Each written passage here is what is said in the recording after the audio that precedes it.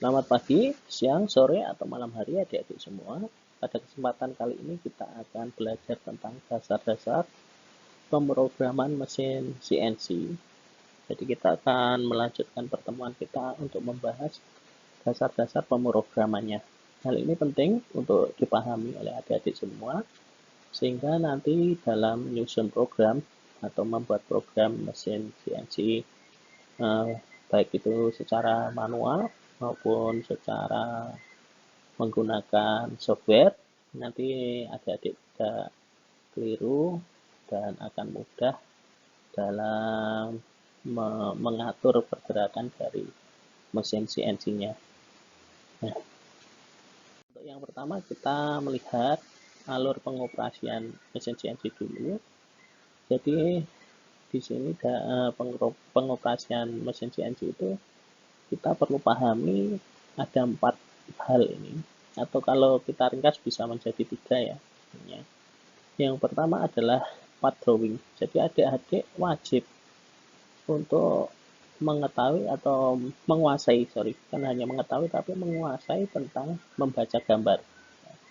Membaca gambar, lalu adik-adik juga tahu di situ tentang simbol-simbol yang digunakan, terus tahu tentang identitas atau informasi-informasi yang diberikan dalam gambar itu. Nah, dari gambar ini menjadi dasar nanti adik-adik melakukan programming, ya.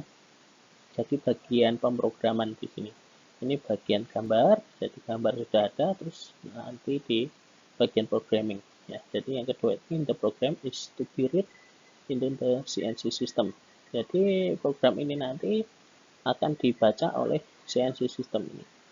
Yang pertama ini prepare the program from a part drawing to operate the CNC machine tool ya. Jadi di sini adik-adik harus prepare dulu atau mempersiapkan program dari gambar dulu. Lalu di sini dibuat programnya. Lalu yang ketiga di sini mount the workpiece and tool on the machine and operate the tools according to the programming. Jadi di sini memasang pahat, memasang tool ya, tool atau pahat ya, kalau disebut biasanya di press disebut dengan tools gitu. Di sini memasang itu dan mengoperasikan tool-tool itu. Baru di langkah keempat ini adalah execute the machining accurately. Jadi di sini baru dilakukan pengerjaan program yang telah dimasukkan tadi. Jadi di sini mesinnya ini mulai bekerja sesuai dengan program yang sudah dimasukkan. Jadi ini adalah alur pengoperasiannya. Bagian pentingnya di mana? Nah, bagian part drawing di sini ya. Jadi adik-adik mempersiapkan programnya di sini, mempersiapkan gambar, dan di sini adik-adik membuat programnya. Nah, ini bagian sangat penting.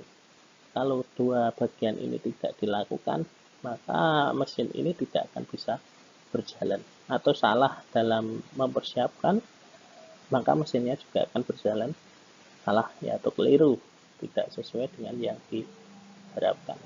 Nah, ini adalah alur pengoperasiannya. Selanjutnya adik-adik perlu membuat machining plan. Machining plan di sini ada determine of the workpiece machining range ya, jadi menentukan benda kerja ya.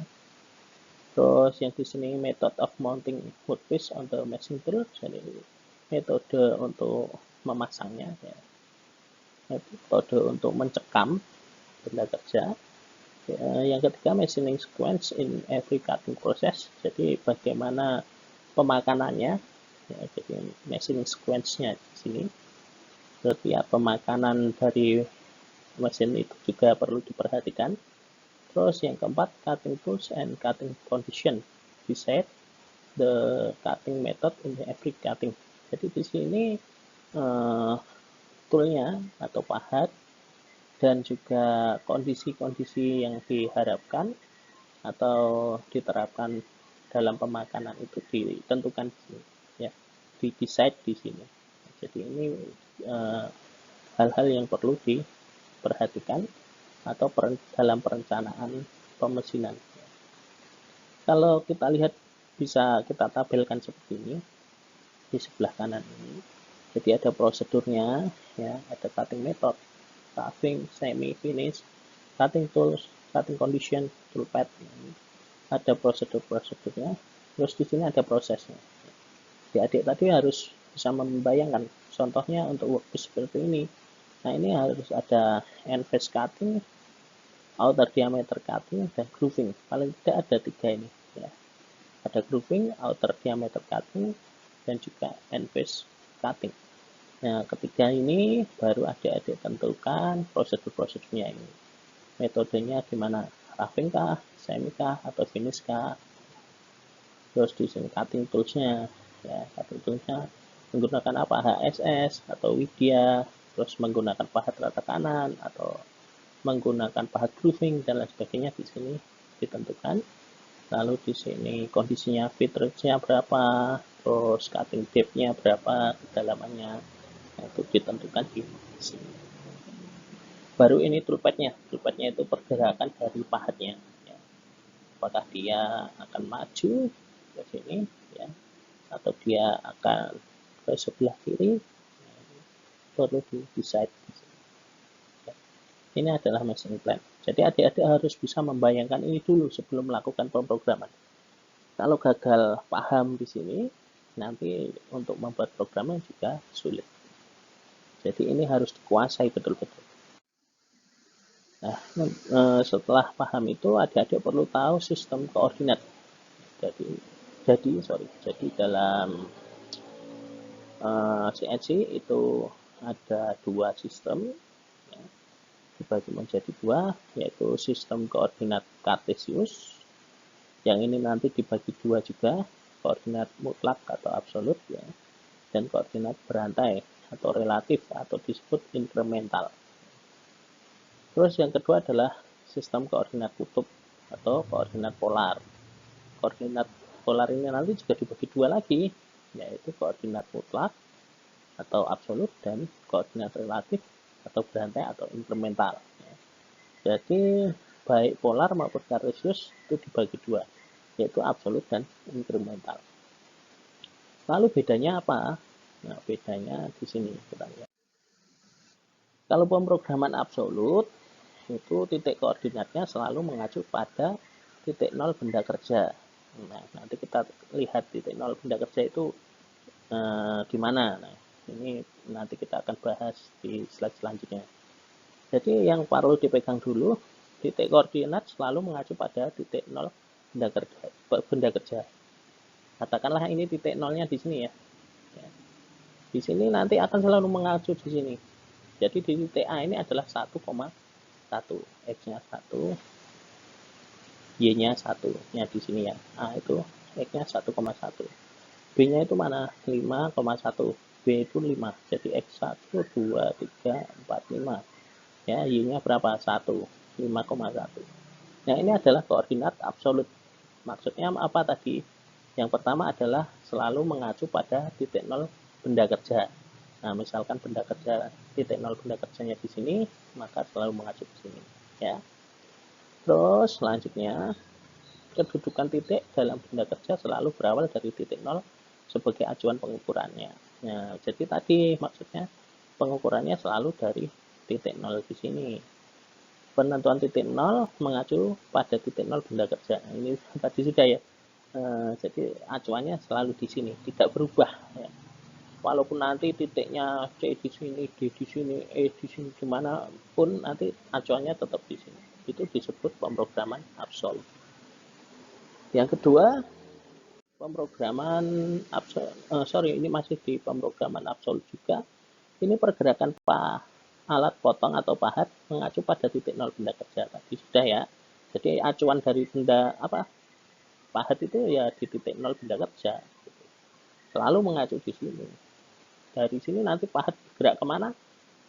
Itu dimasukkan di sini. Katakanlah ini ya C di sini 3,3. Ya benda kerja pahat itu akan bergerak ke X3, Y3 dari mana? Dari sini. Tidak dari A, tidak dari B. Nah, ini adalah koordinat absolut. Kelebihannya apa dari sistem ini? Bila terjadi kesalahan maka mudah ya, mudah untuk memperbaiki, mudah untuk melakukan koreksi. Karena apa?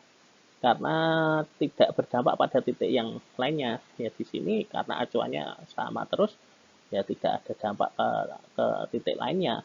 Nah, seperti itu. Jadi pemrograman absolut ini lebih mudah untuk melakukan koreksi. Lalu di sini ada pemrograman inkremental. Ya, pemrograman inkremental adalah pemrograman yang pengukuran lintasannya selalu mengacu pada titik akhir. Nah, ini perbedaannya tadi. Titik akhir suatu lintasan merupakan titik awal untuk pengukuran lintasan berikutnya atau penentuan koordinat berdasarkan pada perubahan panjang sumbu X atau sumbu Y. Kalau kita lihat di sini delta X dan delta Y. Jadi kalau tadi tidak dari perubahan di sini ya, tetapi dari selalu titik nol benda kerja. Kalau ini adalah ada perubahannya. Maksudnya apa?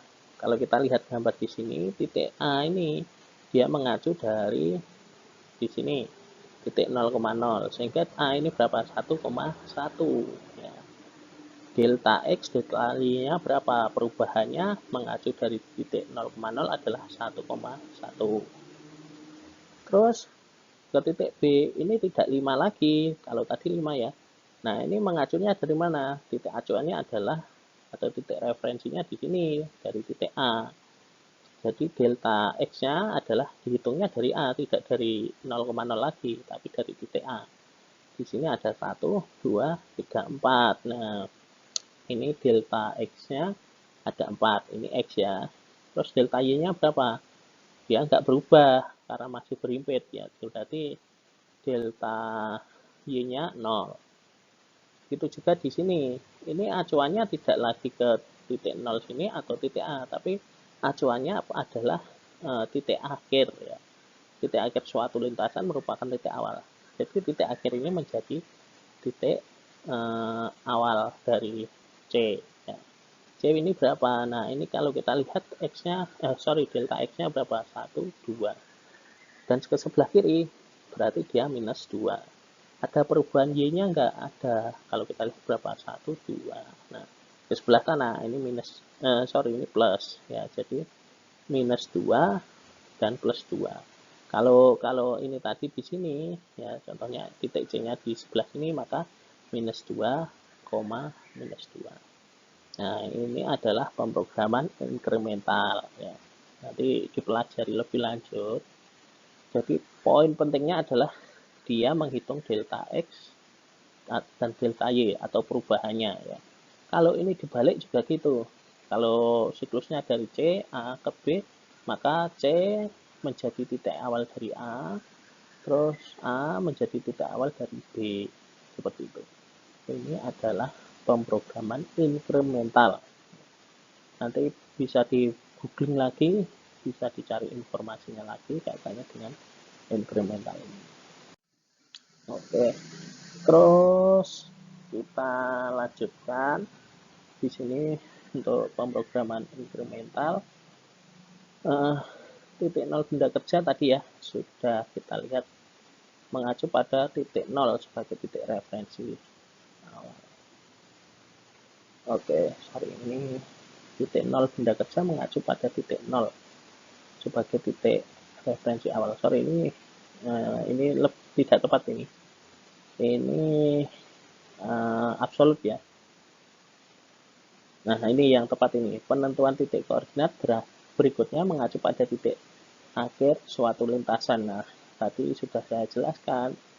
Jadi, titik akhir ini menjadi titik awal di titik berikutnya. Nah, terus penentuan titik setahap demi setahap. Jadi nggak bisa dari sini kita lihat langsung kita ke C dulu, nggak bisa. Kalau absolut itu bisa. Kita mau membuat programnya di C dulu ya bisa. Dalam artian kita ngisinya ini loh, ngisinya ini dari C dulu bisa. Tapi kalau seperti ini, kalau siklusnya A, B, C, ya kita harus dari A dulu diisi, B, lalu C. Gitu. Kalau absolut, kalau siklusnya A, B, C, kita langsung bisa. Mau mulai dari C dulu bisa, diisi C dulu bisa. Nah, ini harus tahap demi tahap incremental. Kelemahannya apa dari sistem ini? Ya, bila terjadi kesalahan dan dalam penentuan titik koordinat, penyimpangannya akan semakin besar. Nah, itu karena tadi tergantung dari masing-masing titiknya. Tapi ini berguna tidak? Berguna juga gitu. Dalam artian nanti pemrograman ya kita membutuhkan incremental ini. Ini yang eh, polar ya, tapi Cartesius ini yang polar, ini polar dibagi dua ya, absolut dan incremental juga. Polar absolut itu mengacu pada panjang lintasan dan besarnya sudut ya. Jadi di sini at L ya, panjang lintasan ini dan panjang sudut dan besar sudutnya ya. Kalau kita lihat di sini B ini sudutnya adalah 0 ya, karena tidak ada ini, tidak ada sudutnya dari sini ya. Kalau delta L-nya dia 5. Nah, ini 1, 2, 3, 4, 5. Ini sudutnya 0. Saya perlu sampaikan bahwa untuk polar itu kan adik-adik kalau belajar AutoCAD itu kalau 0 dia adalah di sini. Nah, kita bagi 4 gitu. Mungkin saya bisa tuliskan dulu. Contoh kalau kita bagi 4 gini.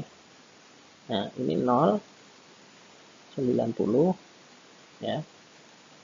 Terus di sini 180. Sorry, ini tulisannya enggak bagus ya. Di sini 270. Nah, ini juga sama. Ini arcnya 0 ya. Kalau terus kita lanjutkan, kita hapus dulu. Oke. Kalau kita lanjutkan dulu, nah maka ini adalah 0. Terus di sini berapa? Di sini C-nya, C itu 2 pangkat 2, 2 akar 2 ya, 2 akar 2 ya. Terus 135 ya. Ini dari sini 135 ya, ini dari sini 135. Terus ini berapa? 2 akar 2 ya, 225 ya. Jadi sama, ini L-nya, jadi panjang lintasannya. Kalau yang untuk incremental itu di sini adalah perubahan alfanya ya. Jadi perubahannya ini tadi kalau kita lihat B ini kan 0 derajat ya. Terus di sini 135. Terus ke sini adalah perubahannya ya, perubahannya. Jadi kalau di sini 0, kita lihat di sini 0, terus ke sini tadi berapa? Sorry, 90, 180, ini 270. Nah, itu sama. Nah, ini adalah perubahan sudutnya. Ya, yang dihitung adalah perubahan sudutnya. Nah, pemrograman polar ini memang lebih rumit ya kalau kita melakukannya dengan manual. Tapi kalau menggunakan software ya sama saja, lebih bersama ya dengan yang Cartesius untuk pengerjaannya. Karena kalau tidak kita harus mengukur perubahan sudutnya dan sebagainya. Oke, kita lanjut beberapa slide lagi. Lalu gerakan sumbu utama pada mesin CNC ya ini. Mesin CNC itu menggunakan kaidah tangan kanan ini. Ya, jadi tangan kanan ini. Nah, ini jadi kalau yang ke atas ini plus Z ke arah sana maju adalah plus Y, terus ke sini plus X ya, ke sebelah kanan. Jadi ini X, Y, Z. ya. Ini di mesin CNC press dan CNC bubut sama saja, jadi kaidahnya sama ini, ya. Sumbu utama atau tempat pahat press yang bergerak ke berbagai sumbu, ya. Sedangkan meja tempat dudukan benda diam. Ini prinsipnya. Jadi nanti walaupun pada aktualisasinya bahwa mesin freeze itu yang bergerak adalah mejanya, tetapi di sini dianggap sama. Nah, contohnya ini, bila programmer menghendaki pisau freeze ke arah sumbu X positif, maka meja mesin freeze akan bergerak ke sumbu X negatif. Jadi walaupun yang bergerak mejanya, tetap dianggap yang bergerak adalah sumbu utamanya atau di bagian pahat dipasang, ya. Jadi kalau pahatnya dia mau bergerak negatif, gitu ya, bergerak negatif, ini sebenarnya diam, tapi ini apanya, bed mejanya yang bergerak ke atas, tapi ini dianggap bahwa sumbunya ini yang bergerak ke bawah. Nah, ini tetap menggunakan ini, ya, walaupun bednya atau mejanya yang bergerak, tapi tetap dianggap yang bergerak adalah sumbu utamanya. Nah, ini adalah gerakan sumbu utama pada mesin CNC. Ini harus diingat supaya tidak keliru. Nanti plus Y positif ke sana, jangan jangan keliru ke sini. Nah, nanti akan berbeda jauh hasil pemrogramannya. Kita lanjutkan. Nah, ini kaitannya dengan TNB atau titik nol benda, ya, terus titik nol mesin dan titik reference. Jadi titik nol benda itu adalah titik di mana dari titik tersebut programmer mengacu untuk menentukan dimensi titik koordinatnya sendiri, baik secara absolut maupun inkremental. Jadi titik nol benda ini titik acuan, ya, sebagai titik acuan. Nanti koordinatnya itu berapa gitu. Jadi katakanlah ini titik nol bendanya itu di sini, ya, di ujungnya sini, ya. Titik nol benda di sini nanti ketika dia diperintahkan bergerak sejauh 0 mungkin z-nya -1, dia akan mengacu dari sini. Terus y-nya +5, ya, mengacunya dari sini. Nah, ini sebagai acuan.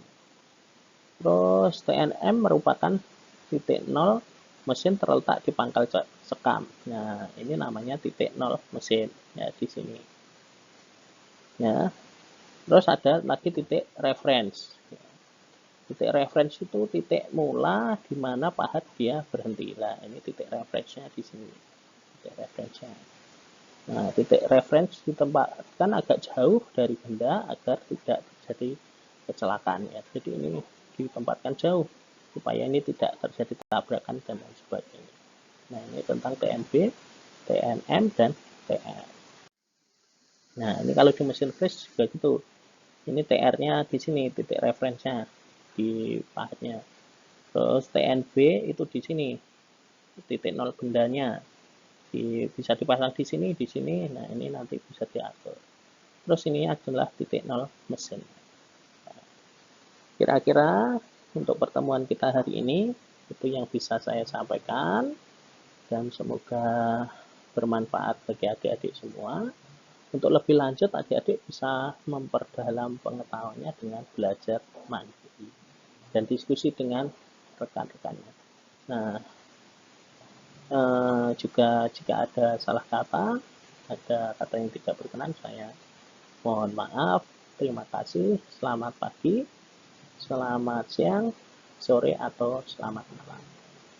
Sampai bertemu di kesempatan yang lain.